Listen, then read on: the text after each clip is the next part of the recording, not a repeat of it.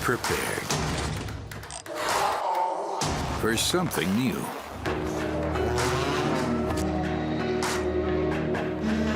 Everyone is different. So are you. Stay straight. No masquerades. Do things that you'll remember. You can push too far, but stay fair. Stay on track.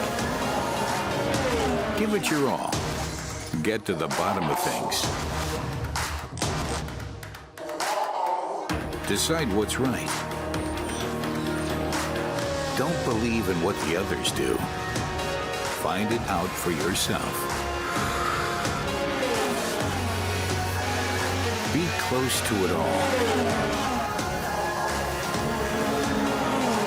Bring your heart along.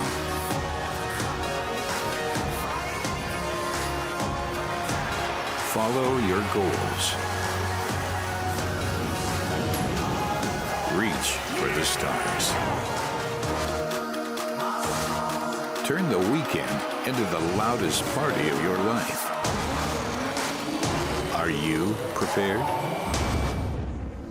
Hello everyone and welcome from Spielberg. We are in Austria and it's getting tighter and tighter. Only 3 more races to go and of course everything is all about the title. And with me is the DTM champ 2016, Marco Wittmann. And obviously you're the man who's at this moment hunting Mattias Ekström because he's got a 28-point lead. And now the question is, you love this track, I know that. And today you're starting in P3.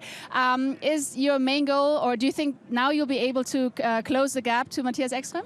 Well, I don't know. I mean, we will try our best. I mean, starting from the second row, P3s are already a good result in qualifying, and now we have to try to make something similar in the race. I mean, the Audi pace is very strong, especially in the race.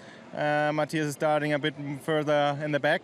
So, yeah, I mean, we try our best, try to squeeze everything out of our package, and then we have a look where we are. And now I guess it's not the most comfortable situation being sandwiched by Audis.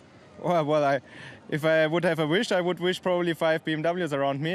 Today it's a bit different. I have all the Audis around me, so not the best feeling, but I have to say in my 2 title years, I'm actually used to that one. So I think I can handle it. I can handle the pressure. So for me, not a problem. I just have a look on my own and try to make the best out of it. You seem pretty calm. So best of luck for the race. Thank you very much, Marco Wittmann. And before we get racing, let's have a look back at yesterday's race. The first race of the weekend saw an Audi 1, 2, 3 at the front of the grid. It was Jamie Green from pole position who got a very good getaway. Nico Muller, though, pushed him hard on the way into turn 1, and championship leader Mattias Ekström slotted in just behind in 3rd place as they made their way out of the first turn. A good battle going behind for 4th, which Robert Wiccans managed to come out on top of in the Mercedes, the leading non-Audi. Lucas Auer, having had a disappointing qualifying coming from the mid-grid, trying to pick up points. And there was a rough ride for Augusto Farfus in the BMW, which saw his car go airborne as he shot off the road and later recovered, but way down the order. So an interesting start to the race. Rockenfeller then running out wide in a battle that prolonged with the Mercedes of 2005 champion Gary Pafford. These 2 former champions going wheel to wheel. Lucas Auer was coming out of the pits right into the thick of that battle then, but obviously having to get his tyres up to temperature. He then slipped back further. Mattias Ekström came into the pits with a good stop, and then we had this squabble going up at the top of the hill. Robert Wiccans carrying some damage and other people's cars around with him, then had to be very defensive after an attack up at the top of the hill at turn 2. René Rast then came together with Maxime Martin, and that sent him round in a spin. He then dropped to the back of the field and recovered eventually up to 13th place. Lucas Auer was allowed past the Gary Paffett car as he tried to pick up some points at least. Timo Glock having a good tussle then with Gary Paffett. Both of those drivers pitting fairly early. Gary Paffett had pitted at the end of the first lap of the race for his mandatory stop. So, having got past Nico Muller, then Mattias Ekström caught and rather easily went past Jamie Green, who then slotted back in behind for what was an Audi 1, 2, 3 with Nico Muller going well just behind in 3rd place. Lucas Auer, meanwhile, working his way up into the points. But a formation finish. Mattias Ekström with his first win of the season, 23rd career victory. And then second place for Jamie Green, Kamala in third. And I'm here with Mattias Ekström. Congratulations again to yesterday. You won the race. That was a fantastic race. However, today you're in P8 and you're in the middle of the pack. So my question now being, what is your main goal, to kind of keep out of trouble in the first corners? Yeah, I mean, it's always when you start in the middle of the pack. 2 BMWs behind, one just in front, and Gary. So I think there will be room for excitement, but I will race like I always do, and I hope they also do, and then it's all fine. I'm sure you've also got the lead, 28 points ahead of everybody. That means, I guess, everybody is ready to attack, right? Yeah, but that's normal. I am not different. I mean, everybody thinks that they hunt me, but I know everybody hunts the title, and everybody wants to have most points when the season is over. So for sure we have a small lead, but it will change so fast. And yeah, we will try and stay focused and do our best and see how many points we can get today. Eki, as calm as ever. Thank you very much. Best of luck for the race. Back to you. Thanks very much, Verena. Yeah, you can tell he's a double champion. Absolutely laid back. Here's the grid then for this race. Jamie Green on pole position for the second time this weekend. René Rast just half a tenth slower start, second. And on the second row of the grid, we got Red Bull, BMW, Marco Wittmann, and alongside him, Rockenfeller in the Audi. Nico Muhly having a good weekend, lines up on the third row of the grid, as does Gary Pafford. Timo Glock heads row 4 with Mattias Ekström alongside.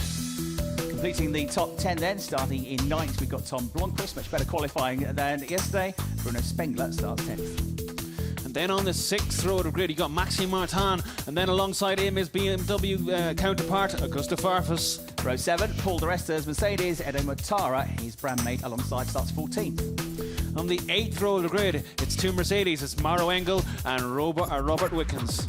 And then on the final row of the grid, Lucas Auer with a very poor qualifying in 17th, Loteville 18th, Jamie Green on pole. With me now is Jamie Green. Jamie, in yesterday's race, you had to make space for Mattias Ekström. Today you're starting in pole and Eki is in P8. So is today your day to shine? We'll have to see. Obviously, I hope so. But it's like every race in this championship. There's no free rides. There's no presents. You've got to go there and do the job. So just focusing on doing that today. And I know that you're a fighter. Yeah, that's true. All right, well, best of luck, Jamie. Thank you, and back to you. Thanks very much, Verena. Jamie Green has been on absolutely top form here this weekend. He put together a stunning lap yesterday to get the pole position by just 21 thousandths of a second from Nico Muhly and led most of the race. And then admitted to Verena afterwards at the end of the race, after with a few laps to go, Mattias Ekström had come past him, that as well as being a racing driver, he's also a team player. Read into that what you will. And today, another demon lap, literally at the end of the session, to steal pole position away from what's been the best qualifier this year, René Rast, who almost started from pole, but by half a tenth of a second, Jamie Green through the last sector put in a brilliant lap to go at fastest. So it's his first and second pole positions of the year, both of them coming here at the Red Bull Ring. And he gets 3 points for pole position. So having moved up to second place in the championship, the extra 3 points for qualifying on pole puts him now on 137, and he's only 25 points behind Mattias Ekström. So within a win now of Mattias Ekström. Eki has qualified further back for this one in 8th place, which might potentially give Audi a headache as to which driver is going to be up there at the end of the race, because both of those drivers can still win the championship. In fact, mathematically, even Paul Di Resta down in 10th place, 65 points down, but he could still win the championship mathematically. But it's looking like a fight between Ekstrom, Green, Auer, but Auer with his worst qualifying of the year on the final row of the grid. And Marco Wittmann, as ever, flying the flag here, a previous winner at this circuit. Gary Pafford having a much better qualifying to be 6th, and by a long way, the leading Mercedes on the grid here. You have to go back to 13th on the grid and Paul Di Resta to find another Mercedes. They are all huddled towards the back. So Gary Pafford, who didn't manage to get into the points in either of the races here in Austria last year, will certainly be going for it at this venue. And Nico Muller's had a sterling weekend. He was every bit as quick as the race winner Mattias Ekström and the pole sitter Jamie Green in yesterday's race. And as you saw from the checkered flag shot, the 3 Audis formation crossed the line, 1, 2, 3, all together in race 1.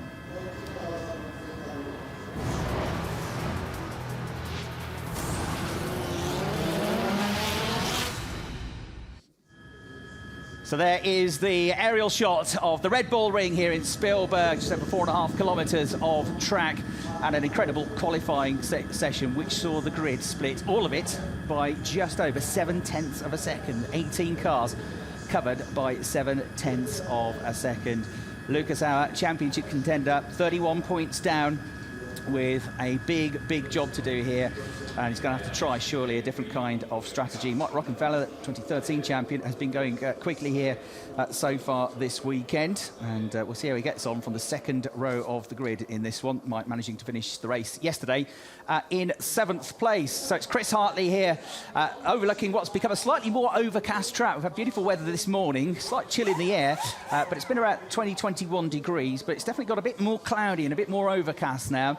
With the cars on the grid, and alongside me we've got Leo Gorman in the commentary box to talk you through what is going to be a fantastic race this afternoon. It will really well, could very well be a very good race today. And as we noted, top position to last position is only 7/10 of a second. One advantage that I suppose the Mercedes of Lucas Auer will have is BMW now, Jens Marquardt with Verena. Jens Marquardt, you've got Marco Wittmann, your main man in P3s, and you've improved yesterday, not only with Marco, but the team in general. So are you ready to attack the Audi and not only fight for podium, but maybe even for a win? Well, that's going to be difficult. I mean, if you look at the pace from yesterday, there was a bit of a gap. But no, we've worked overnight, obviously, and tried to improve a little bit from yesterday. We did in all small areas, and yeah. We just have to push hard now, fight and put a good race on, and then see where we end up. And as always, we're talking about the weather just before. What do you think about the weather? Because I think your latest news is it's not going to rain the race. What do you think now, looking at the clouds? Well, the clouds are definitely there. You can't really negate this, but still our forecast says it should stay dry throughout the race, so let's see for the next hour. Let's see, but I'm sure it's going to be an exciting race. Best of luck, Jens Marquardt. Thank you very much. Back to you. Thanks, Farida. Yeah, Jens Marquardt there in good spirits, the head of BMW, and as ever, their main man, Marco Wittmann, 2014 and 2016 champion, still very much in the championship fight, 36 points behind, but 4th on the grid and going well here this weekend. Here's the updated championship points table then, 162 for Eki, Green on 137, Lucas Auer 131, but at the back of the grid, René Rast with the points he picked up for qualifying, and he's picked up more points than anybody this year in qualifying, is 4th, same points as Marco Wittmann, and then Mike Rockenfeller in 6th place. Again, with a good grid, could be one to watch here, but the real question is, well, two of them, Lee, what can Lucas Auer do from the back of the field in a car which just didn't quite manage to get on the pace in qualifying, and what are Audi's going to do as well? Ollie Fritz with Mercedes, he's speaking to Verena. Yes, I'm still a bit out of breath making it here to you. Ollie Fritz, Lucas Auer, unfortunately only in P18. So quite frankly, does that kind of mean that's it with the hopes for the championship for Mercedes-Benz? First of all, it's much better. It's P17. Yeah, but to be honest, I mean, it's of course disappointing. We just didn't get a lap together this morning.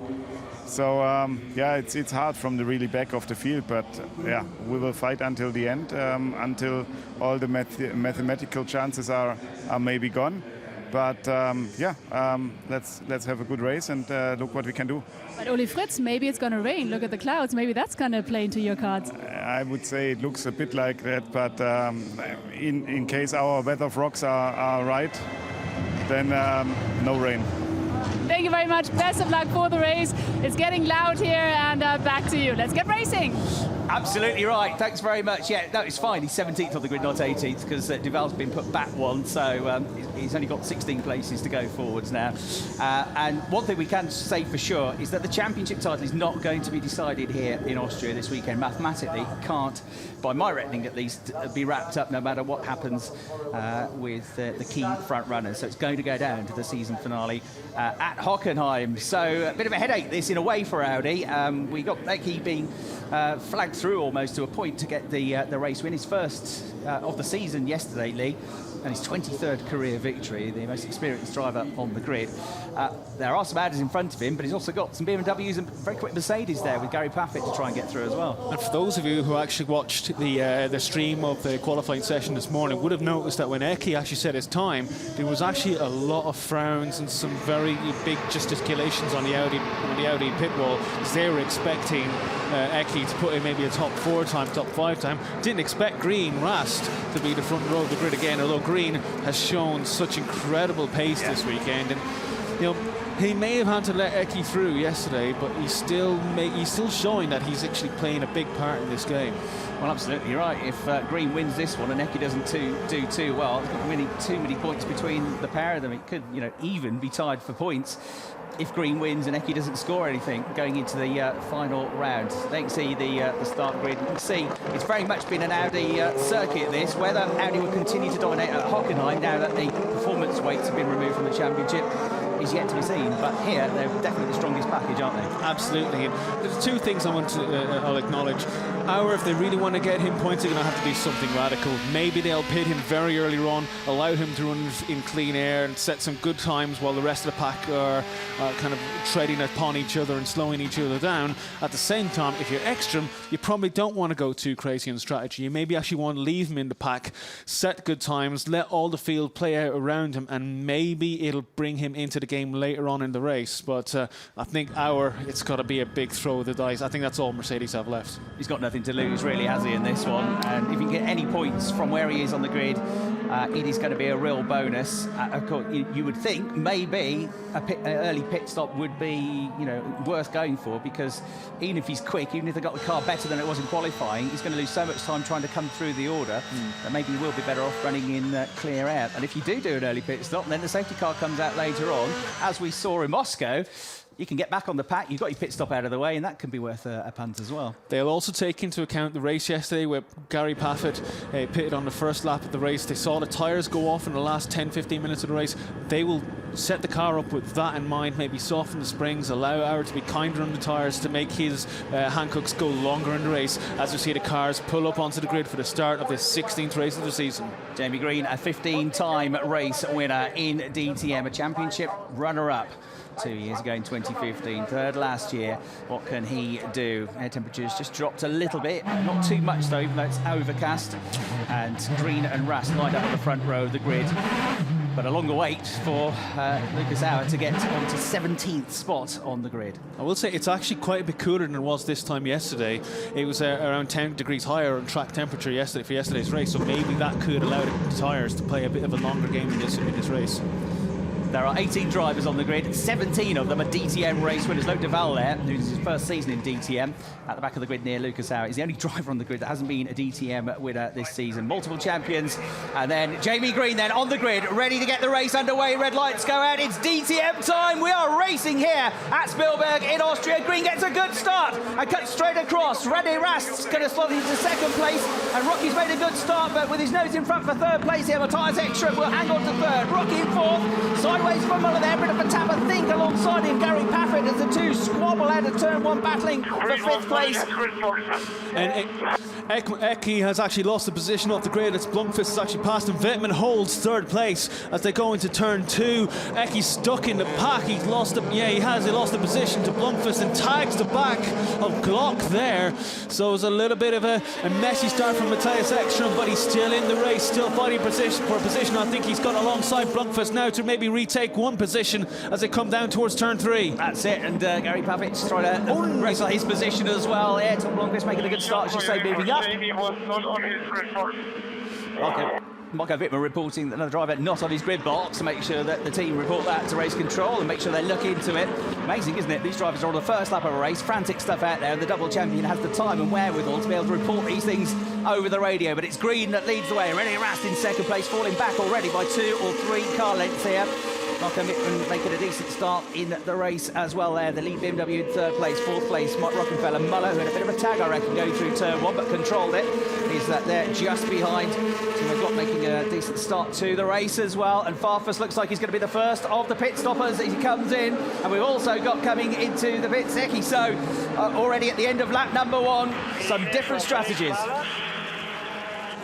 Well, Audi playing a slightly different game than what I theorised, but we did see Eki go door to door with Blomqvist. Looks like he hasn't got damage. This is definitely a strategy stop. As you see, there's an investigation for Jamie Green in an accurate position in his grid slot. So that would be the one Marco Wittmann was talking about on the radio. And that could be anything. That could be anything. That could just be maybe slightly too far forward, slightly too far to the right to get him a better stop. As we see Farfus and Eki leave the pits now. Eki, it's actually key that he has got ahead of Farfus, because this will keep him in clean air. He still may have to watch out Farfus from behind, but it's going to allow him to race without any disturbance up front. Gary Pafford is really pushing on, isn't he, to try and get the Audi of Nico Muhly for 5th place. There they are, Muhly in the 51 car on the podium yesterday. Really happy with his performance, but Gary Pafford, his chances of being on the podium recently have been a bit lean, pushing on just behind him. Then you've got Tom Blomqvist in the BMW, Timo Glock there just on his tail as well, making a decent start to the race. Spengler in 9th. De Resta is up into the final points-paying position in the early stages of this race. So let's have a look at a replay here, and a problem, I think, for the pits stop for Mattias Ekström, losing time there. Right rear was actually a bit slow getting on. We reckon 32 seconds is what it takes to pit in to pit out. Look at the gap from 4th to 5th. It is growing. And who's in 5th place? Nico Muhly. And he's forming up a bit of a queue behind him. And that's not the first time we've seen that in recent races, is it? No, I think Muller's part of the Audi game, shall we say. And he got in the way of Pafford when Pafford was challenging for Eki at Zandvoort, and he did the same with Glock. And of course, the longer he holds them up, the closer to them on his new tyres after the pit stop, we'll be able to get Mattias Ekström. But I don't think it's having worked. none of this, though, is he? Pafford's just prized his foot in the door here, going on the long run to turn 3 at Rout, downhill braking zone, and Pafford is going to be through ahead of Nico Muhly. He knew exactly what all that was about, and he wasn't hanging around. But Nico Muhly will now make that car very, very wide once again. No further action regarding the inaccurate grid position for our race leader, Jamie Green. Pafford knew he had to do that. He knew what happened after Zandvoort, and then, of course, with Glock again in the last round at Nürburgring, so he knew he had to get ahead of Nico Muhly early to be able to get ahead of the Audi and challenge Wittmann, Rast and Green up ahead, and Rocky as well, who's currently 4th place.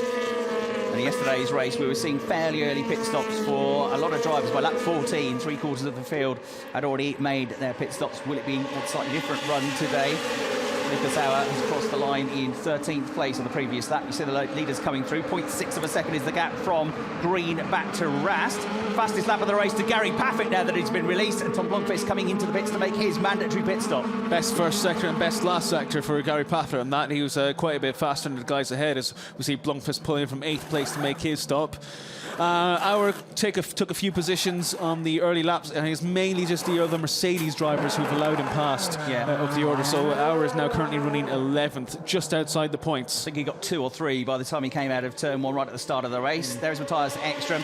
Yes, he's got to make these tyres last for quite some time, but the tyre degradation here has been pretty low. Although Gary Pafford yesterday complained of a bit of tyre degradation, not that long into the race relatively, but Mattias Ekström has been very good at looking after his tyres. Now, Blomqvist in the BMW is out. Who's behind him? Mattias Ekström. So BMW and Tom Blomqvist can do Marco Wittmann a big favour here by holding up the championship leader. That is absolutely going to be the job for Tom Blomqvist here, isn't it? To make, Nico Muhly can make his Audi wide.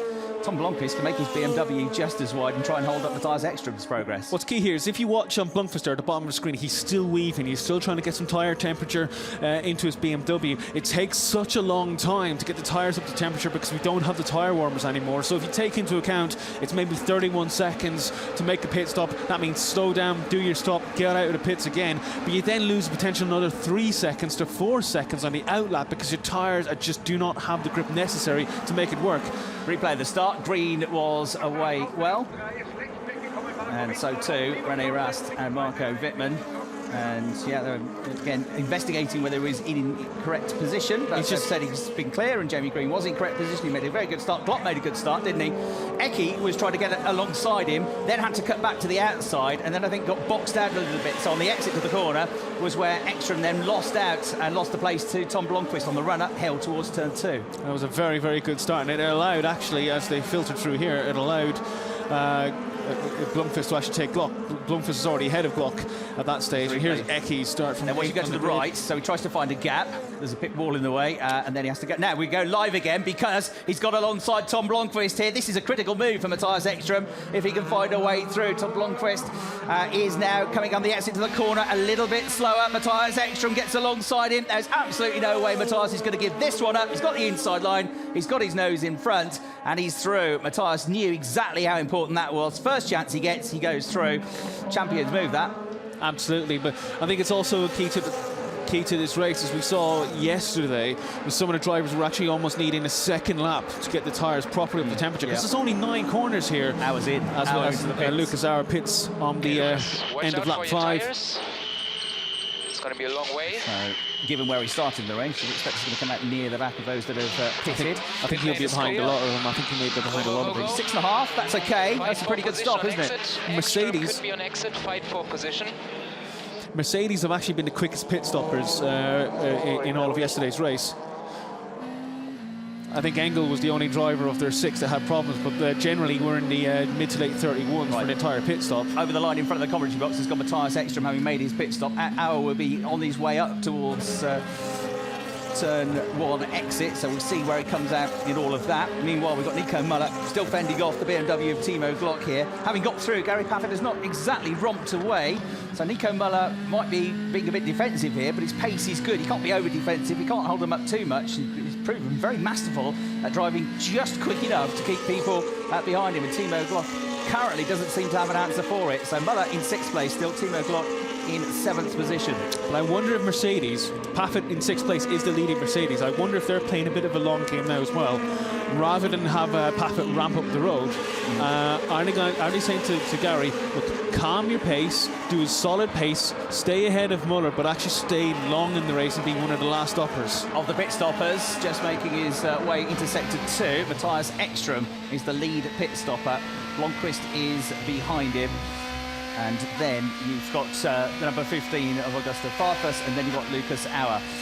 Ecky's lap times do not match at the moment Jamie Green's lap times. Jamie's in the high 123s, 123.863 last time around, 123.897, not much slower, but Mattias Ekström's not closing the gap to the race leader. Nico Muhly has just set the fastest first sector of anybody in the race here. And look at Mike Rockenfeller here, having a big look around the outside of the reigning champion on the way into the right-hander, but couldn't find a way past. And if these two start to battle each other, that will allow Green and Ras to get further away still, making their way down into Pirelli, into the left-hander, and still Wittmann just ahead. We got Nico Muhly, who's actually down the inside of Gary Pafford, actually went for a move. Nico Muhly was the fastest of all in sector 1, and he's made the move. He went down the outside of Pafford coming through turn 4, and he's taken the position back from the Mercedes driver. That is Muhly into 5th place ahead of Pafford. Yeah, and all born out of that very quick first sector, able to use DRS as well.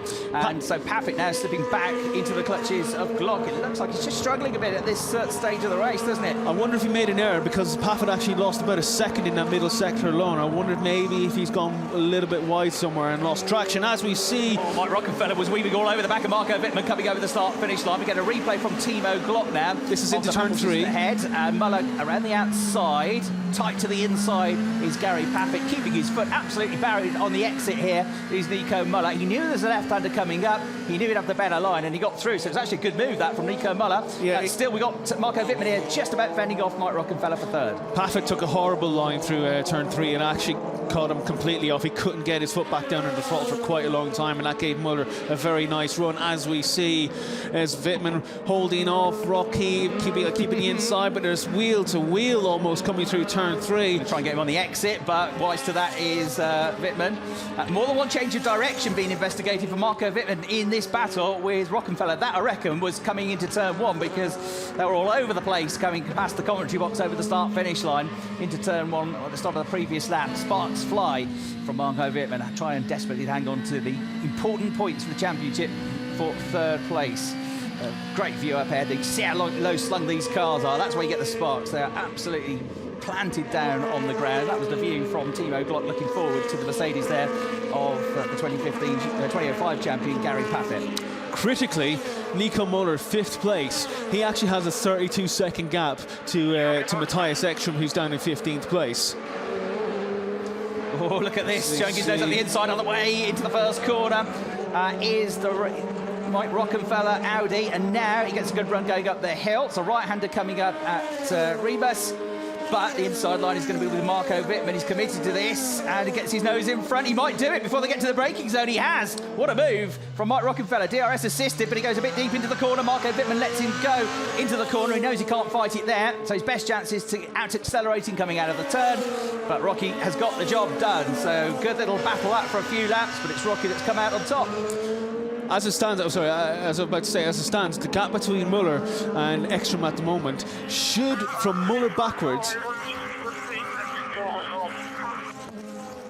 Here's a replay of the move. No further action taken, by the way, for change of direction to Marco Wittmann. You saw that come up on the screen. And, yeah, crucially, he managed to just get across onto the line, didn't he, Mike Rockenfeller, before they got to the braking zone. A nod of approval there from the boss. Pulling away already in third place.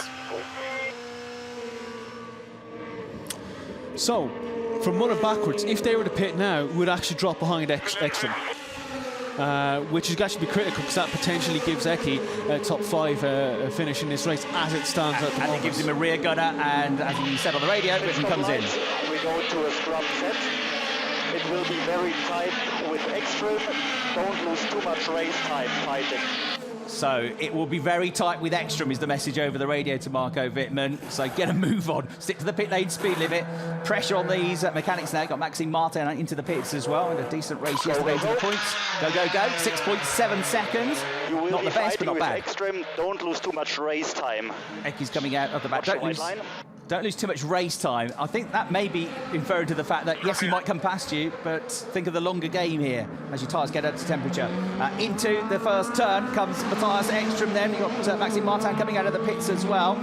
But Wittmann and the team have done just a good enough job here, but he's still going to lose time. You can see him weaving up the hill here. And as you say, Lee, it's at least a lap and a half before they're fully up to temperature, these tyres. What's critical is Wittmann had something in the region of a 2.5 to 3 second gap over Muller.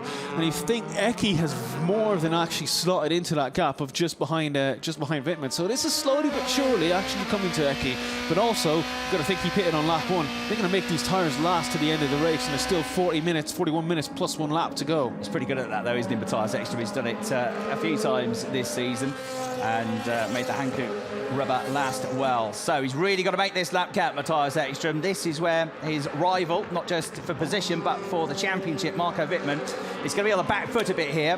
Pafford pits. Pafford comes into the pits as well now. So Gary Pafford coming into his pit box just below us in the commentary box across the side of the circuit. All seems to be going well with the pit stop so far. There it is on camera, and it looks pretty good, but not the best. No, it's slowed, hasn't it? 8.5 seconds. It started well, and the struggle with the front's getting them back on as we see Mattias Ekström getting closer and closer and closer to Marco Wittmann now, and he's within DRS range, surely within a second to activate that. Past the box they go, over the start-finish line, going uphill now into turn 1. It's going to be up at turn 2 where this is going to get close. They're both going to be well in front of Gary Pafford as he comes out. Sparks fly from the BMW of Marco Wittmann here as he knows what's coming in the mirrors, and this is critical. Every point in this championship is critical, especially for Marco Wittmann, who is trying to close the gap in the points table to Mattias Ekström, is right behind him now as they make the breaks into turn 2 at the top of the hill. Ekström still can't find a way through, and he's still the BMW with its nose in front here in this critical position. These are the first 2 pit stoppers. They're 12th and 13th at the moment, but here comes Mattias Ekström trying to come around the outside now. Marco Wittmann just sits on the racing line, but he can't afford to go deep on the exit here. He's on the curbs, he's over the curbs, and now Ekström gets alongside him through the right-hander. His nose in front, but there's a left-hander coming up, and Wittmann should be able to get there first. The BMW just about fends off Ekström, and that is 2 double champions going wheel to wheel. Absolutely mesmerising stuff. Fantastic stuff from both Marco Wittmann and Mattias Ekström. They're really fighting tooth and nail for what at the moment may just be 13th to 14th place, but when all the pit stops come in, that could be the final step of the podium. That was a really important half lap for Marco Wittmann in terms of trying to keep his championship hopes alive. What a duel that was. Eki gave it everything, but now the longer it goes on, the more up to temperature those tyres get, the harder it's going to be for Mattias Ekström. And slightly fresher tyres at the end of the race, of course, for Marco. Jamie Green, meanwhile, at the head of the field, he's just serenely flying around this circuit. There he is on the other side of the circuit, coming down the hill through sector 2. He's 3.5 seconds clear now. of Rene Rast, Mike Rockenfeller in third. So it's an Audi 1, 2, 3, 4 at the moment, with Nico Muhly in fourth, Timo BMW in fifth place, Spengler's BMW in sixth. The rest is the Lee Mercedes as it stands in seventh, Maura Engel in eighth, Wiccans and Mortara in the points as well. One driver taking a little bit of acknowledgement is a guy there in 14th place is Tom Blomqvist, who's had a bit of a difficult season, I think it's fair to say so far. But you know what? He's actually showed some good pace in qualifying, dropped his car in ninth right at the end of the session. His race leader, Jamie Green, comes into the pits. But I think Tom may be on, if it keeps on like this, maybe on for some decent points today, and it's well-deserved. He's had a bit of a difficult season. He has, yeah. A bit of bad luck as well along the way as we watch this pit stop with interest now for the race leader, Jamie Green. And it looks reasonable, 8.2, but he's dropped a second and a half there, 2 seconds. We've seen some in the 6.5, 6.7 second bracket, haven't we? So Green is still going to be the leading pit stopper because he had this big advantage, but he's lost a bit of time there relative to some of the others. So he makes his way up the hill in the pit lane exit. And there is the next of the drivers that have already made their pit stops, which of course is Marco Wittmann, coming over the line now and about to head into turn one with just about half a second behind him, Mattias Ekström. I think when it comes down to it, Green's lead over Rast was such that when all the pit stops do unfold, I think despite that losing that 1.5 seconds in the pit lane, he's probably going to come out a good while ahead of Rast anyway. But it's Rast, Rockenfeller, Muller. It's an Audi 1, 2, 3 at the moment with Gluck. Mattias Ekström has, we're told, 10 DRS still available to him, so he's in the zone, but he's not using it at the moment. So a little bit of canny driving going on here from Mattias in search of his third DTM Championship title, with just 2 races to go at Hockenheim after this weekend, of course. So Eki thinking about the long distance. Rene Rast has picked up the lead of the race now that Jamie Green has been into the pits. We've temporarily Mike Rockenfeller up to second and Nico Muhly up into third spot as we look now at the BMW of Marco Wittmann. There is Jamie Green, still be getting those tyres up to temperature a little bit. The lap from Rene Rast last time round was 124.4, making him, I reckon, the quickest man out there at the moment, with the exception of Mattias Ekström. Actually, Tom Blomqvist is in the 124.3s as well. So Ekström and Blomqvist both going very quickly and about a tenth slower than Rene Rast, who's the overall race leader by 4.4 seconds. So Marco Wittmann now has pulled clear enough, just over a second clear, to be out of DRS range from Mattias Ekström. So now Mattias, even if he wanted to, he's not able to use that to find a way past. But that could actually be quite comfortable for Eki because he doesn't need to actually hammer Pittman too hard in this later race. Even if it means just taking fourth place on the race, that's actually still a very, very good score for Eki. From 8th on the grid, yeah. Yeah, from 8th on the grid. You got Auer running at the back at the moment. Bittman maybe just ahead, and that's a difference of 2 points. As we see, race leader Rene Rast into the pits. Muller coming in the background as well, I think. Yeah, so those two from the top 5 come into the pits. Rene Rast guides his Audi on the way into the pit box then. Muller is key. Muller is key. Watch where he comes out because he can actually be a defensive driver against Blomqvist and Bittman. This is going to be an 8-second stop as well, isn't it? 8.2, so quite slow today. Perfect, that. So you can see from the graphic, and just in the background, Jamie Green coming out of the last turn here. He was 3.5 seconds clear of Rene Rast. He should still be clear when they come through, and of course his tyres already up to temperature. So into turn one he comes. There is Rene Rast. There is Jamie Green, and Jamie remains the top pit stopper. Rene Rast is going to slot in not too far behind him. That's not a 3.5 second gap anymore, but as you expect, he's going to grow that gap on this lap, isn't it, because of the cold tyres.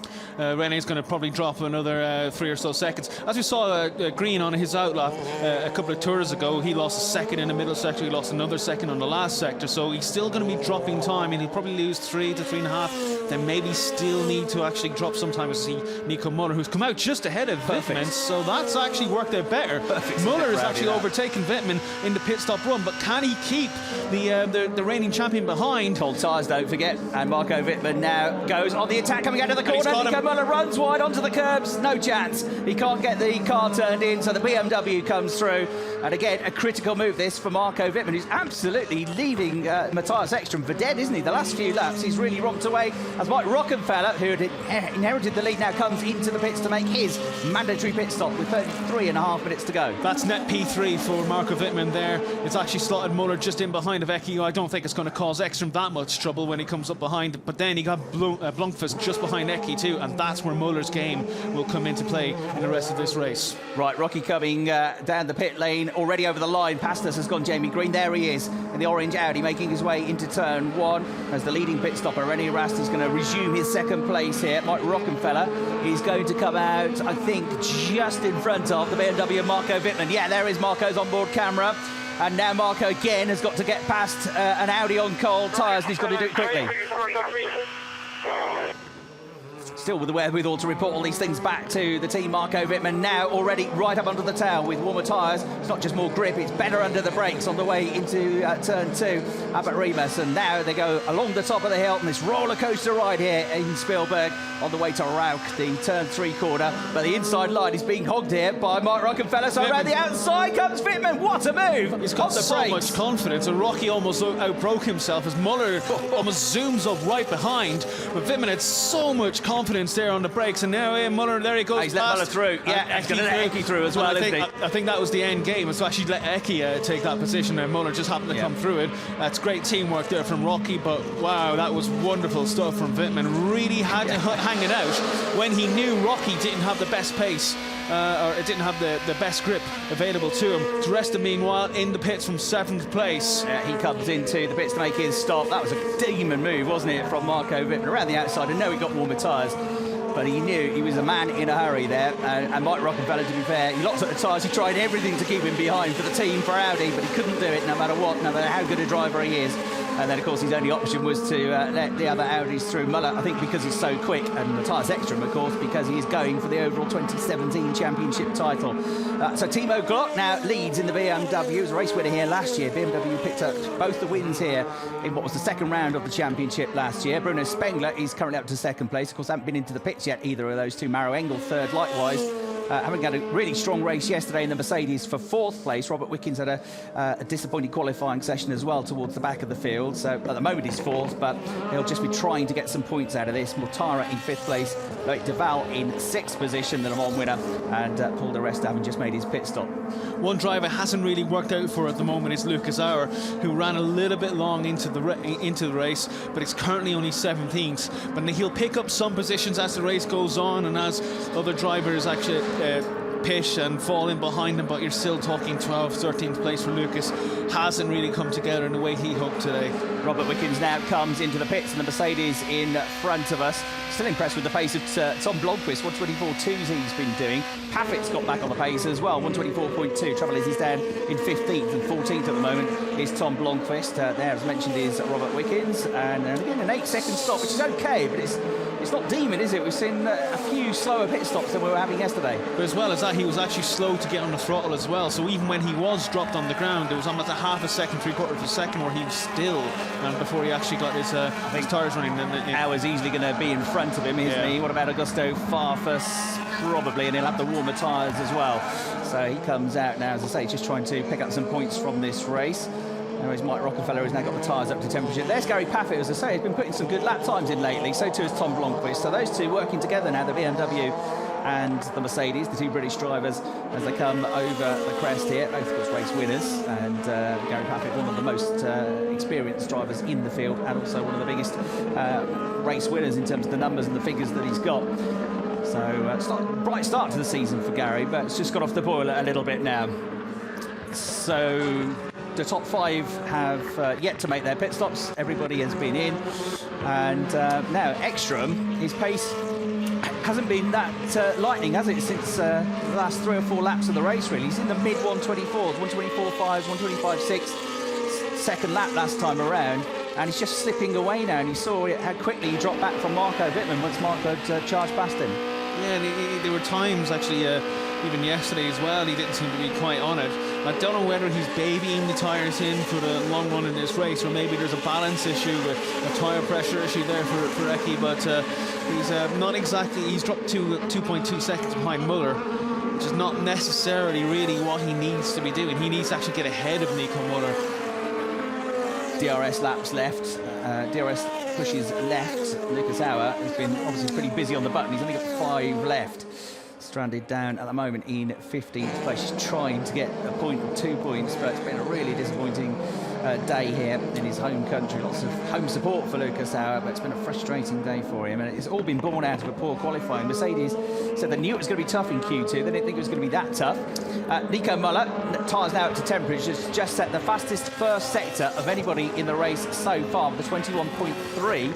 That was 0.3 quicker than Marco Wittmann in the first sector alone, which is why, look, he's almost with the German in the BMW. But also, not only that, he actually pulled a full 10 kilometers an hour more in under the speed trap in sector 1 than Wittmann was doing. Actually, most of those around him.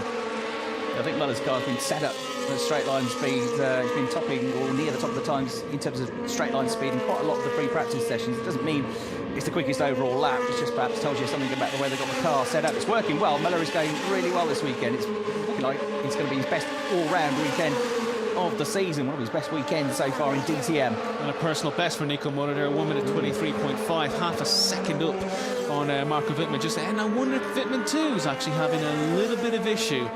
Because he's just not got the pace. He's coming. Nico Muller can do a job for the team here. He's within DRS zone. They were half a second apart as they came over the line, and he's absolutely swallowing up the BMW here, isn't he? By the time they get to the top of the hill, he is with Marco Wittmann. No way through there. Marco Wittmann, though, you can see he's got one eye in the mirrors here and getting a bit defensive already. They're nowhere near the braking zone or the turning point for turn 3, but he's just making sure that he positions that BMW for the defensive line because he knows what's coming. Nico Muller is coming. Can't find a way through there, but coming down the hill, can he prize a gap here? This is good defensive driving from Pittman, but all the time he's defending, Lee, he's not going as quickly as he'd like. Absolutely, and Muller had another fastest first sector overall there. He seems absolutely hooked up. Wittmann, really, he just... I'm not sure whether he's struggling, like Eki we spoke about a few moments ago. Is he struggling on those tyres? I see lots of tyre rubber just off the racing line there as well as the handcuffs are being ebbed away. A little bit of damage there actually in the front of Rocky's car on the front left wheel arch. I haven't noted any damage, any contact he had with anyone else, but he's actually still sitting behind Eki. Now, Rocky's not going to pass Eki. We know that because Eki is at the moment the leading Audi driver in the championship. Now, originally, probably the quicker of the two at the moment, isn't he? Originally, we would have said, well, maybe Muller will drop back, allow Eki to take the position and sitting behind Pittman. But if Eki's pace isn't there, the next best thing is actually try and get Muller to demote Wittmann and ensure that he loses points later on in the race. Because this is potentially the final spot on the podium as he takes to the outside.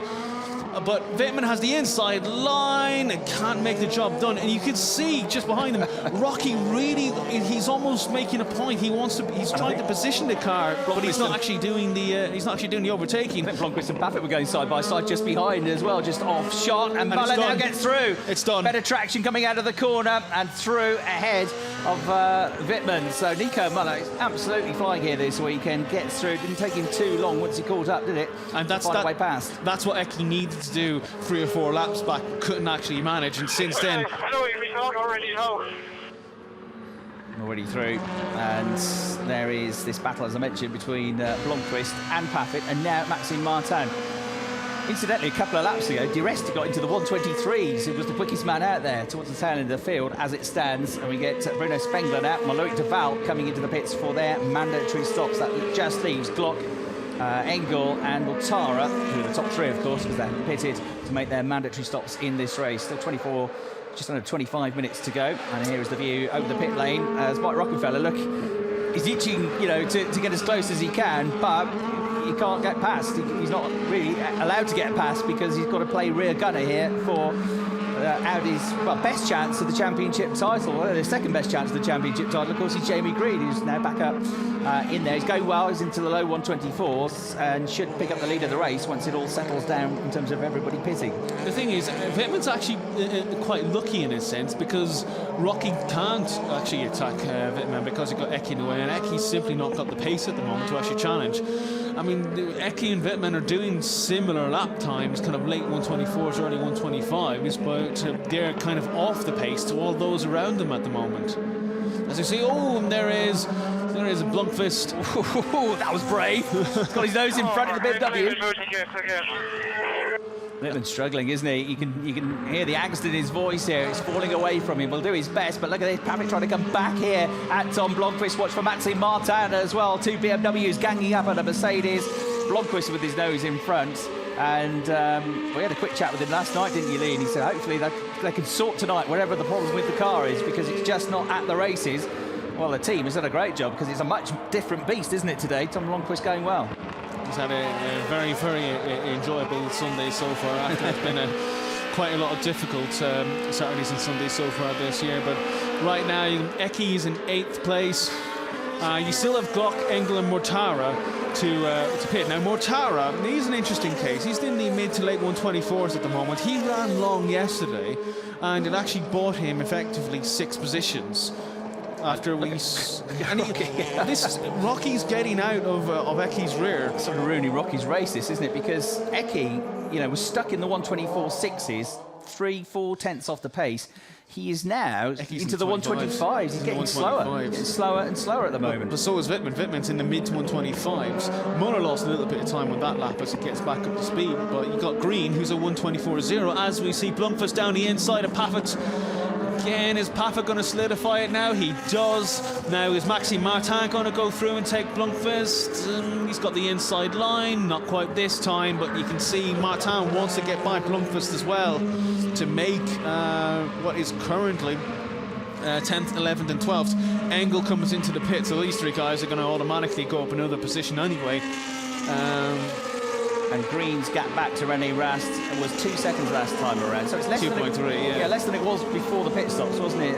Again, a bit of time lost in the pits, I'm afraid, for Jamie Green, but 3.5 seconds to 2 seconds, still a reasonably big advantage.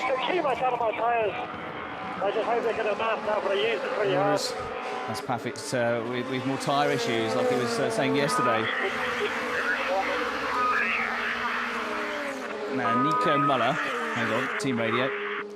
Nico Muller, having got through, has slowed his pace right down, 125.5. He's always second slower than he was. He's backing Wittmann up into Ekström. That's what he's doing, isn't Absolutely, that's exactly what he's doing. And it's bringing Eki, hopefully for Audi, back into play. And Eki just doesn't seem to have any pace whatsoever coming down this straight. Rocky closes right up, and that must be so frustrating. To be backed up, but you have Muller doing the 125.5 trying to back up Wittmann, and then everyone else ahead of them. You got Rast in the 124.1, Green's in the late 123s. That must be incredibly frustrating. Even Glock and Mortara, who are doing the whole race so far in the original set of laps, are still half a second a lot faster than Muller and Wittmann at the moment. Mattias Ekström ends up winning.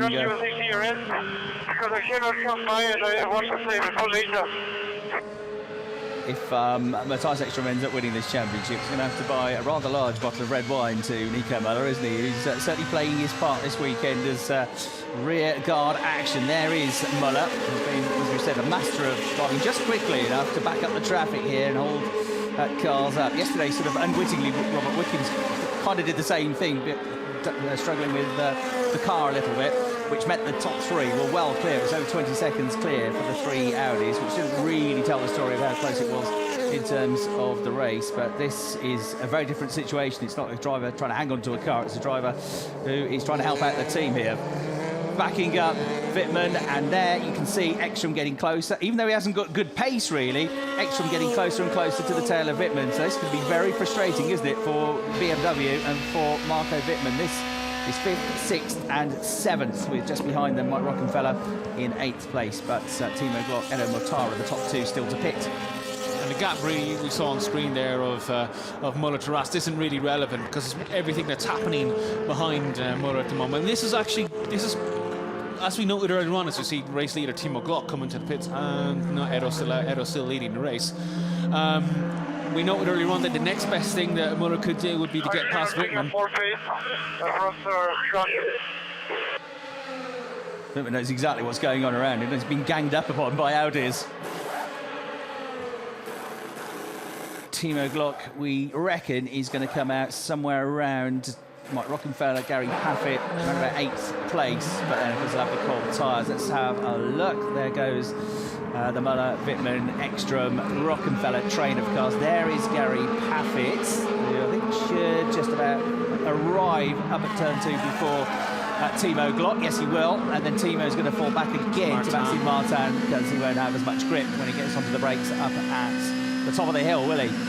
So that now just leaves Maura to pits, and absolutely gliding through comes Maxime Martin on Timo Glock, because Timo's going to have pretty fresh tyres for the rest of the race once he gets them up to temperature. Fantastic shot this, isn't it, with the camera right down on the front splitter there, giving a real sense of speed here in these 500 brake horsepower cars. Meanwhile, Green with a 3.1 second lead over René Rast. We've hardly seen Jamie Green in this race. He's been driving impeccably. We didn't really see that much of him yesterday until towards the end of the race. It's a good sign, isn't it? It means he's having no trouble. He's driving impeccably and doing the job that he needs to do to make this result work for him. And in comes the last stop, the lead of the race. Yeah, so Green is going to go back into the lead. Maura did a good job yesterday to come from the back of the field and get himself up into the points. He was really the only driver who properly gained something out of trying a different strategy and through the pits. But it's a bit more unlikely in this race that he's going to be able to pick up any points. Nico Muhly has just flashed through past us in the commentary box. There he is on your screen, about to go into the right-hander. The trouble is Nico Muhly is trying to back up Marco Wittmann into Mattias Ekström, but Mattias is just not quick, and he's getting slow, and he's stuck in the mid-125s now. So what do? Do you bring it down to a snail's pace? But you've also got Marco Wittmann struggling a bit as well. So try as they might, they just can't slow up Marco Wittmann enough to get him properly into the clutches of Mattias Ekström. It's not really working out at this point with the strategy for Nico Muhly, for Mattias Ekström, because as you said, he just doesn't have the pace. But yeah, do you get Muhly to slow absolutely so much down? Or do you let Rocky pass? Do you let Rocky pass and let him have a go at Marco? Exactly. Because the risk of slowing Muhly down so much is that Bittman actually passes Muhly. Can't win, can you really? If you let Rocky pass, he might have a go at it, but then you're going to lose a place. So it's happening. I thought they might try it because Rocky's quick, isn't he? Rocky looks so much faster than Eki at this stage. And even if Eki doesn't eventually get past, if it actually just demotes Wittmann one more position, that's another tick in the box for Audi. It may not necessarily be the most desired result in the world, but as it stands at the moment, Eki's in 6th place, and that's some solid points at least. So here's the replay. On board with Mattias Ekström, who absolutely made that as easy as possible for Rocky. So we know Rocky's quick, we know he's got good tyres. He will now try to overtake Marco Wittmann, and then he'll try to block and slow him down and bring him into the path of Mattias Ekström. This is all made very difficult, this, by the fact that Mattias, they just can't quite find the speed on this set of tyres. But look at how much Rocky's taken out of Wittmann in less than half a lap. He's took almost 0.8 of a second alone. That's an astonishing amount of pace to take out of the 4th place BMW man at the moment. And from what on the pit wall, keeping an eye on his man, his championship hope, Mattias Ekström. Mattias is falling further and further back. Oh, it's Auer! Third in the championship. And that's it, Damage to the back, he's gone into the wall. That's it, I think that is... That's been a big off, hasn't it? Just happened that. You can see from the tyres on the track that he's oversteered out through the corner. Was he on his own, or was there somebody else involved in this? Oh, he was off by... Got a tag. By Spengler, is it? Yeah. In fairness to Spengler, Auer was out wide because he got Blomqvist at the inside of him, and he tried to cut back onto the line, and there were 2 abreast just behind as well. Spengler, safety car with Pafford. Safety car. This changes the complexion of the race. Copy, Lucas. Altogether. We've seen it on television. Spengler was pushing you out. Well, there you go. And Auer's obviously been on the radio to complain already that he got a tag. And not the first incident between those two today as well, because Auer felt he was blocked in qualifying by Spengler earlier on. He was quick to be on the radio there, and he's got running again, so he will be able to. But has he actually damaged the rear of the car? Yeah. Possibly just a rear spoiler. But Pafford's coming into the pits as well, just in front of us. Bits of bodywork flying off the Mercedes. It's been a horrible weekend. Horrible weekend for Lucas Auer, hasn't it? That's Lucas just pull into the pits or find a spot and get off the track. Could be getting a puncture, couldn't he? With that? He's actually. I'm more concerned that he's just dropping carbon fibre and body parts all over the track. But, you know, racing driver wants to get back in the race if he possibly can. It's looking unlikely, though, isn't it? I think he's just seen his championship. Here's a replay. So Blomqvist had got at the inside of Auer. He's just been struggling for pace. Then Spengler was, at the time, trying to get at the inside there of De Resta, wasn't he? Yeah. And so he's concentrating on that. Auer comes back onto the line. And it wasn't that big hit, but it was enough at that angle to send Auer around. And Auer did actually get a bit of damage when he got clipped by Spengler, but it was actually the connection with the barrier which did the rest of the damage. Yeah. To the and if the champion, if his championship, if his and actually Auer's getting the black and orange flag, so they're telling him to come in immediately before damage on his car. Well, if he doesn't score any points and were Ekström to win, even if that happened, and it doesn't look likely because Eki hasn't got the pace at the moment, he still mathematically just about would have a chance at the championship title, but it'd be an incredibly slim one. The fact that Eki doesn't look like he's going to win, is not to say that he won't win the race, means that at least Auer will have a chance. But the car in front of us is heading straight for the garage. He's going straight in. He's about the damage to the right rear corner, isn't there? That's. I think there's initially a little bit of damage from this hit with Spengler, but the rest of the damage is actually Auer going backwards into the barrier. And how terrible to have all this happen, not just when you're fighting for the championship, but in your home country, your home track, where you really want to go well, don't you, in front of your home fans. It's been a really horrible weekend for him, I'm afraid. He looks very, very, very disappointed, as indeed he would. I love this shot. Tracking the cars at the top of the hill on the exit to turn 2, and then look at that for a view.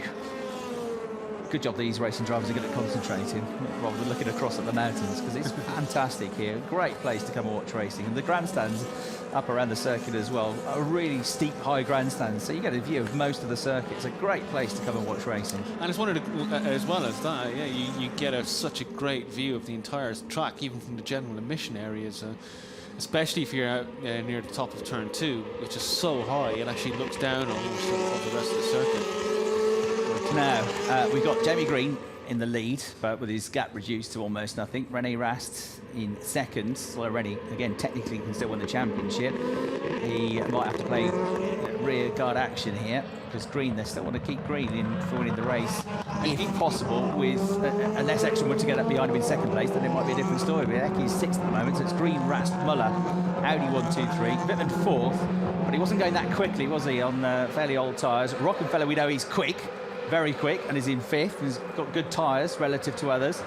And his job now, on this restart, when it comes, is to get immediately ahead of Wittmann and back him up into Mattias Ekström to try and get Eki up ahead and taking points away from what's not his nearest championship rival, but his second nearest championship rival, Lucas Auer, isn't going to score any points in this race. And the only other one that's around him, of course, is Jamie Green. He can't do anything about Jamie at the moment. He's absolutely flying.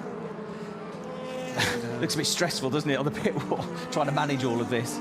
And look at that, the right rear of Mike Rockefeller clear off the tarmac there. And the stiff chassis setup of these cars.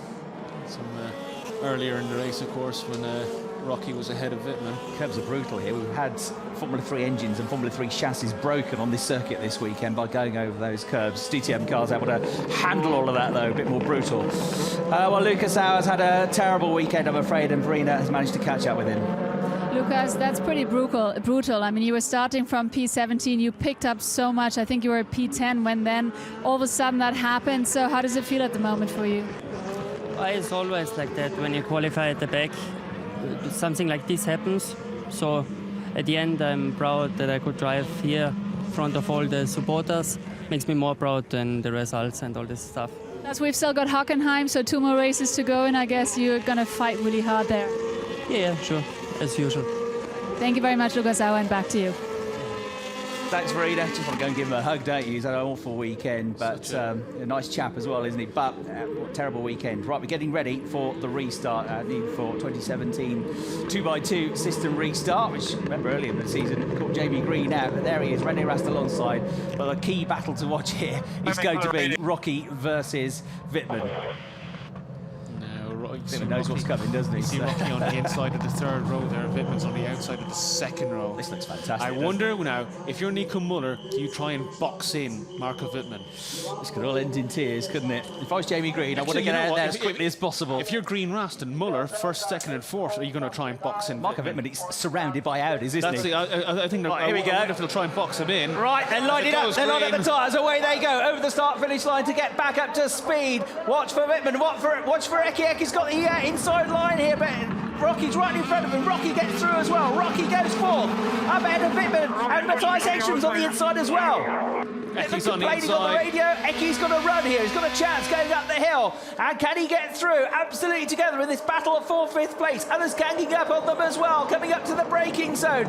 Pittman brakes as late as he dares, deep into the corner, but he's still on the outside here. The lighter blue Audi, and Mattias Ekström's on the line. Tiny bit of contact. Yeah, he pushed me wide. He pushed me wide, he should get a penalty, says Marco Pittman. He's absolutely furious. But the BMW is back down, falling into the pack. Here he is, he's coming under from the Mercedes now, on the way to the next turn of Gary Pafford, who's looking for his best result for a while here. But Marco Pittman there, absolutely furious about that. Brilliant start by Gary Pafford, came across the line in 8th, and I think it's ended all of it in 6th position. That's a horrible restart by Marco Pittman, but exactly what I envisaged. The Audis have boxed him in. Marco, just drive. Pushed me off track, he said, yeah. Just drive, Marco, get on with it, just drive. That's what you need to do more than anything else right now. He's got to harness that energy, hasn't he? But as a sort of sole representative in that pack of BMW, he just ganged up upon there, wasn't he? By all the Audis. At least he's got a bit of relief now because there's a BMW behind him with Timo Glock. So it's Green that leads, Rast second, Muller in 3rd place, 4th Rockenfeller, 5th Mattias Ekström. No. And now he's just got Audis in front of him. So will they start to make the parting of the waves here? So as into the pits comes Edo Matara again, I'm afraid. To retire, I think this is the second, it's the second Mercedes retirement. As Matara, I think, went off on that restart lap. As we see, Eki's under pressure from Pafford. Eki's got nothing there at all whatsoever. He just seems to be struggling completely for pace. As Pafford's going to get by at this rate if he's not careful. Unfortunately, Rocky's up the road and can't actually protect Ekström, so Ekström's gone down to 6th as Pafford goes through. Well, Pafford, as well as racing for himself and Mercedes, he's racing for Lucas Auer, having a contact further back there as they'll concertina up together. Spengler coming together with Augusta Farfus there. But Gary Pafford having a really good race. Loic Duval having one of his better races this season as well, currently in that group, just inside the top 10 and for some championship points. Look at this view, absolutely awesome this. Marco Wittmann hopefully now can take that frustration and turn it into positive energy now, but has he got a car quick enough to be able to recover and gain places? So this is working out beautifully at the moment for Ekström. That safety car was just what he needed, and the irony is, of course, that the safety car came out for Ekström, helping him in the championship, because it was his rival, Lucas Auer, that came off the road with that contact. The only thing is Ekström didn't need Pafford to actually take him. Unfortunately, when Pafford did make his attack, Rocky was already so far down the road because Eki had no pace. Is it an issue? Maro Engel has got a drive-through penalty, infringement of safety car restart procedures. So Maro Engel's going to have a drive-through penalty. That's come up on the screen. Eki's had a DRS as well, so this starts to become a bit of a headache now for him because, of course, he hasn't just got Audis in front of him, he's now got Gary Pafford in front of him. So all the Audis in front can't just wave him by because the spanner in the works here is Gary Pafford, isn't it? He's going really quickly. Fortunate, though, for Eki, he has got Wittmann behind him as opposed to in front of him as he was at the restart. That is a dreadful restart lap for Marco Wittmann, who was running 4th and is now down in 7th place. As Eki and Rocky both got ahead of that restart, but I don't think Wittmann expected Pafford to come through either. And a very good race, actually, by Gary. Yeah, from what is a difficult qualifying for Mercedes. So as it stands, Jamie Green leading the race is going to score 25 points. He's second in the championship. Mattias Ekström, the championship leader, is 6th and is going to score 8 points. The gap will come down by 17 points. It will come down to just 8 points, the gap between Ekström, as Engel comes in to serve his drive-through penalty. The gap from Ekström to Green will be just 8 points. And yesterday, of course, Green had to give up the lead of the race, and 25 points became 7 less. There was a 14-point swing. It could easily have been that Jamie Green would have walked away from this weekend as the championship leader had that not happened yesterday. Interestingly here, we see Glock at the moment doing like Rocky earlier on. Glock is clearly much faster than Wittmann, who's just ahead of the 2 BMW teammates. Now, will BMW do like Audi, allow Glock to go through to have a go at Ekström, because Ekström clearly does not have the pace, yet neither does Wittmann to actually try and overtake Ekström. I think Ekstrom will actually be pretty satisfied if he can finish in 6th place with a car that, at the moment, ever since he changed to the pit stop, has never looked quite the same, has it? I know he's on old tyres now, but he never really had too many flying laps once he'd been in the pits and changed tyres. It just hasn't quite worked out for him in terms of pace, but it certainly has worked out for him in terms of the race result here. And this is Ecky's through. This Wittmann's actually gone through and actually nudged the right front of Ecky as he did. I think we may see Glock come through shortly as well. Ecky's really struggling. I mean, he's got absolutely no pace whatsoever at the moment. Ecky lost over a second in that middle sector as well, and dropped over 1.2 seconds in total on that lap. I think Glock's also going to come through. Ecky 7th at the moment. That may transfer to 8th. Duval in the Audi is 9th, so he's not going to overtake Ekström, but so now the gap between Green and Ekström will come down to just 6 points in the championship. And again, I refer you back to yesterday. If Green had won that race and Ekström hadn't played the team game, he'd have been walking to Hockenheim as the championship lead. A bit of a tag there. Duval onto the Timo Glock car, right behind these 2 championship contenders. Marco Bittman, again, he's struggling a bit with the car, but he's definitely quicker than Mattias Ekström. Mattias, though, I think he's at DRS now and struggling in that front, but closing back up to Marco Bittman here. So now the roles have reversed, haven't they? Because you've got an Audi in a BMW sandwich. Spengler drive-through penalty for pushing another car. I can only assume that is the incident with the Lucas Auer, yeah. But somehow, all of a sudden, Ecky's put his personal best first sector of the race. Where was that pace a few moments ago? But he's losing a bit more time in the middle sector. But you know, and now Ecky's attention has clearly turned to Glock, because he's dropped a little bit away from Wittmann in the second half of this lap. Glock's going to have a go. Glock's got to do it now, because there's only 2 minutes plus 1 lap remaining. He has to do it now. Jamie Green's crossed the line, 0.7 of a second clear of René Rast. Muller through in 3rd, Rocky through in 4th place, Pafford in 5th position, and then you've got Bittman in 6th now, ahead of Ekstrom after that move we just saw. And then René Rast is this, coming alongside Jamie Green for the lead of the race on the run up towards the hill. Jamie Green led most of the race yesterday and didn't end up winning it. He's now got René Rast coming alongside him, but Green stays in front. Are they backing up? They're dropped into the late 122s. Are they actually trying to back up the entire top 7? Look at this, Ecky's through. But will he have the traction coming out of the corner? And look at Timo Glock, who looks quicker than both of them in the yellow BMW here. Mattias Ekström with his nose in front. Timo Glock can't really get involved, can he, with Marco Wittmann? He's got to try and let him fight this battle for now. Oh, this is so hard to work out for the teams and the drivers, isn't it? It changes every lap, and you try to help the drivers, but the situation just keeps turning on his head. BMW Audi battle. Are Audi trying to back up the entire top 6 to allow Ecky back into the game? Green is not on the timing. Green's down to 4th. Green's lost 3 seconds on that middle sector there. So maybe Green actually has a problem. Let's have a look. Yeah, through they come. Yeah, there he is, behind Rocky. Oh, goodness me, really? This is the weekend that could have been, isn't it, for Jamie Green? So already Rast through into the lead of the race. Muller there in 2nd, Rocky in 3rd. Fairness to Rocky, he's had the pace for a podium, hasn't he? But there is Green, slipping back. Yeah, Green dropped 5 seconds on that lap in total.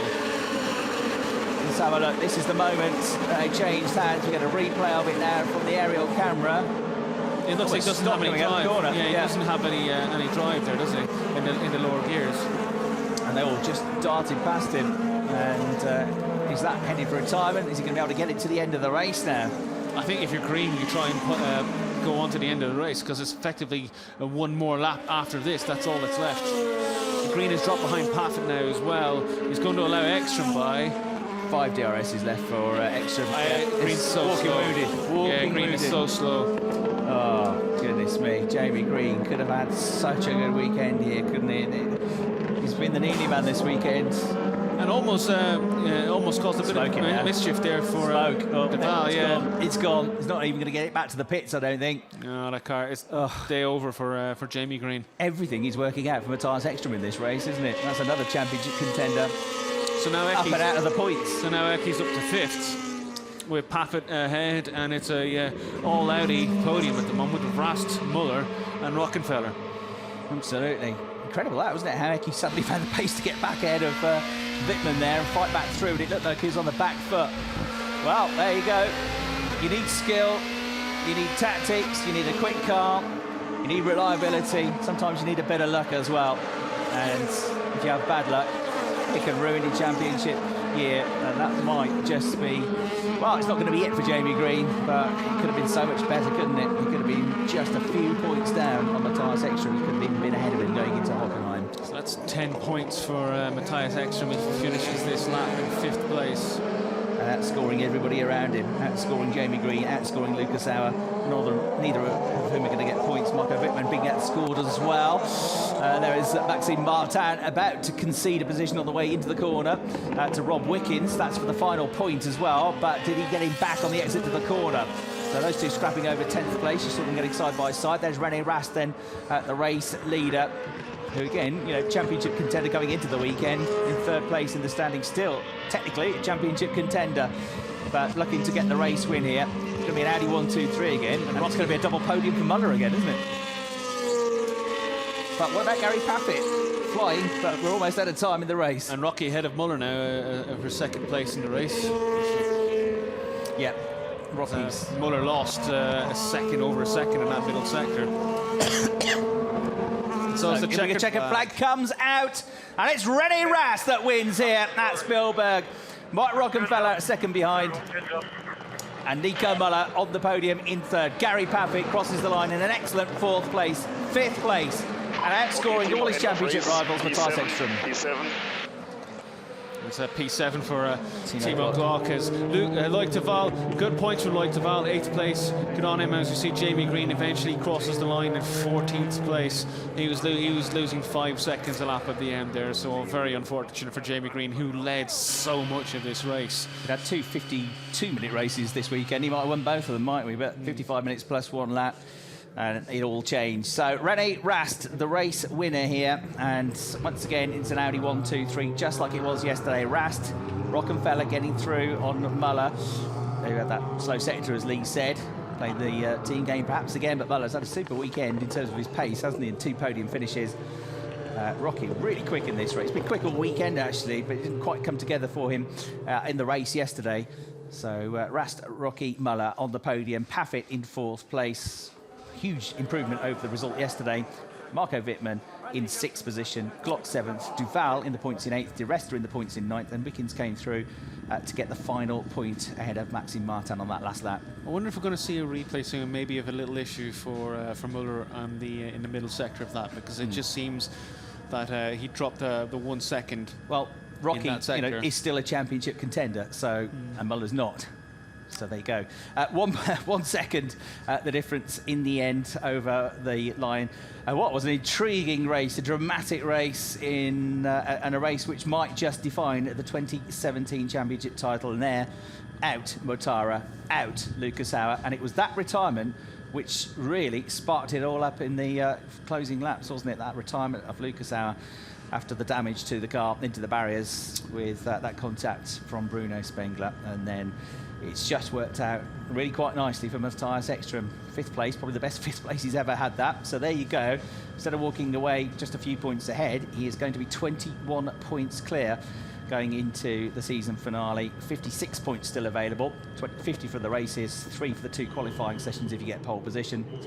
And it is suddenly looking very good indeed for Mattias Ekström. But one race goes wrong for him, it all changes. 25 points to somebody else, and it could all turn on its head. It's going to be absolutely fascinating when we get to Hockenheim. So it's another stellar day for Audi. 1, 2, 3. Dieter Gas is talking to Verena. Dieter, guys, congratulations. Again, a day for Audi, fantastic. You've got a triple win, that's fantastic. But how tragic was that for Jamie Green? What happened there? Black smoke coming out of his car just shortly before the end. Yeah, I mean, really a fantastic day for Audi at the end of the day. Triple victory, as you say. Complete podium again. Very good result for Mattias as well, but I'm so terribly sorry for Jamie. He really deserved that today. He was so fast the whole weekend with 2 pole positions, and he must have had a problem on the gearbox. That's what he told us on the radio. Same way as he had in 2015 already. For the race results, not a nice place for Jamie, unfortunately. Definitely not, but looking at the championship, Eki extended his lead again, and that's really fantastic as well, getting him all the way to P5. Yes, I mean, he had a very strong race. Obviously, we were risking it all, stopping in the first lap. We saw yesterday that didn't work at all. So he knew he had to manage his tires from the word go. That's why he couldn't push so hard from the beginning. But we know Mathias, he is the one who can do it, and he perfectly executed it. He had this tackle with Marco Wittmann at the restart, had to get the position back, was able to fight back then again. So really fantastic performance. And now looking at Hockenheim, there are only 2 more races to go, but you've got 4 Audis looking at the championship all the way in the front, so I guess there's not much that can go wrong from now. Okay, you have done the much better than I, obviously, in the short time. Yeah, if it's like that, I hope that we can bring it home. Thank you. All right, thank you very much, Dieter Gas, and back to you. Thanks, Verena. Yeah, couldn't have gone much better this weekend for Audi, other than, of course, that late failure on the car for Jamie Green. Absolutely heartbreaking for Jamie, who has been the class of the field, I think it's fair to say, in terms of his pace this weekend. He's been demon, hasn't he, around this circuit, Jamie Green. And oh, what might have been, I'm afraid, for him. Still in with a chopped going into Hockenheim, though. And that is the 3rd win in his season, his first season as a full-time DTM driver for René Rast, his 3rd career victory. Mike Rockenfeller takes a podium finish as well. That's Mike's 19th podium. I think he had 19th podium in the championship. 2nd podium of the weekend for Nico Muller. So he gets podiums number 4 and 5 in his DTM career, almost doubling his podiums just in one weekend. So best weekend so far, all round. Yes, he's been a winner in the past, but all round I'd say best weekend for Nico Muller, who played the game, but it was also very quick and quick enough to do that, wasn't he? Absolutely. That was an astonishing pace for Audi all weekend, and probably allowed the likes of Pafford and maybe Wittmann into the game a little bit by the games that they were playing to try and bring Ekström back into it. But, you know, can't fault Jamie Green, can't fault René Rast, can't fault Rocky or Muller. And while we were hearing from Dieter Gas speaking to Verena Vries, we saw the replays of where Rocky was able to get past Muller. Muller, yeah, making life easy enough for Rocky to get through. So there were many moments that defined that race, but this was one of them, wasn't it? Jamie Green, the car just suddenly goes, doesn't it? Coming out of the turn, René Rast and Nico Muller charged through Rocky immediately afterwards, and Green crossed the line, got the car home, but it was only in 14th place, not even a point to give him some consolation here.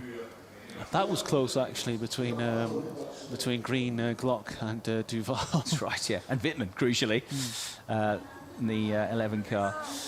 Nico Muller looked the happiest man on the podium yesterday, didn't he? I think it might be a repeat performance here, but you saw the 3 Audi drivers. What a great atmosphere there is in that team. René Rast, incredibly likeable guys. And Nico Muller, likewise, and Mike Rockefeller. 3 really quick drivers, but 3 really nice guys in my experience as well. Always take the time to talk to you when you come around for a chat with them. And they've obviously got a really good rapport, these 3 drivers as well. Yeah, absolutely. I think it's a much happier podium than the one we saw yesterday, which is a bit which just seemed a bit awkward at times, I think. But yeah, 3 guys who were really happy with their lot today, especially Nico Muller, who's really stepped up his performance this weekend. And well done, Gary Pafford. That's his best result since his 2nd place finish in the first weekend of the season at Hockenheim. 4th place, good drive that, wasn't it? And had good pace. Whatever they changed on the car, that was. Absolutely brilliant. And there you can see from the reaction on the pit wall to Alton, the emotions that you get there as a team boss watching all this go on. Well, good day for Audi. Not for every Audi driver, not for every Audi team boss, but there is René Rast's 3rd race victory of the season. Mike Rockenfeller, mega quick today. Lost a lot of time, didn't he, while he was trying to play rear gunner as well to Mattias Ekström. So 2nd place it is in the end. Could have been more. And Nico Muller has done a fine job for the team this weekend. Third place for him. So the 3 drivers on the podium, and Audi lock out once again. They've locked out the top 3 positions in qualifying both times. They've locked out the top 3 positions in the race both times. And we now get our winners' national anthem.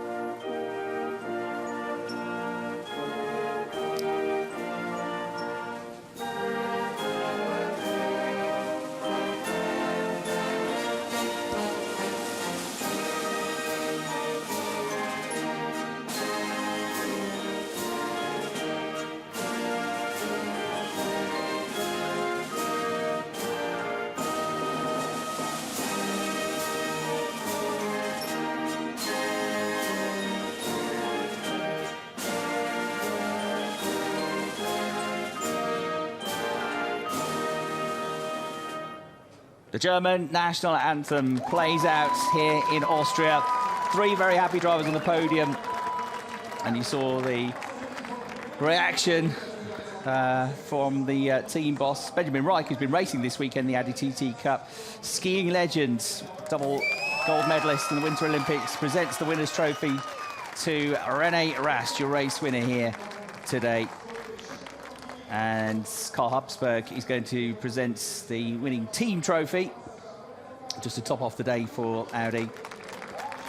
And so you saw that reaction from Arno Zentzen, the team principal of Team Rosberg, Jamie Green's team boss, just hanging his head in utter dejection, as Benny Reich did a pretty decent job racing the Audi TT Cup car for the first time earlier on today. Presents Mike Rockenfeller with his trophy for 2nd place.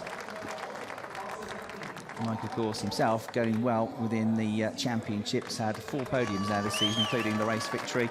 And Nico Muller taking his 2nd trophy of the weekend there in 3rd place.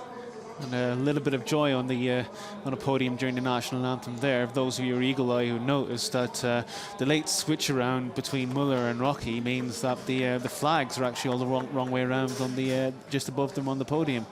So. Of course, Nico would normally be standing underneath the Swiss flag as opposed to the Germany's flag. Just above them as well, there's a fan flag, because there's a crowd above the podium, with Go Burger on it. So Gerhard Berger, chairman of DTM, still got his fans here. Racing legend, Grand Prix winner, of course. And there, the champagne spray here.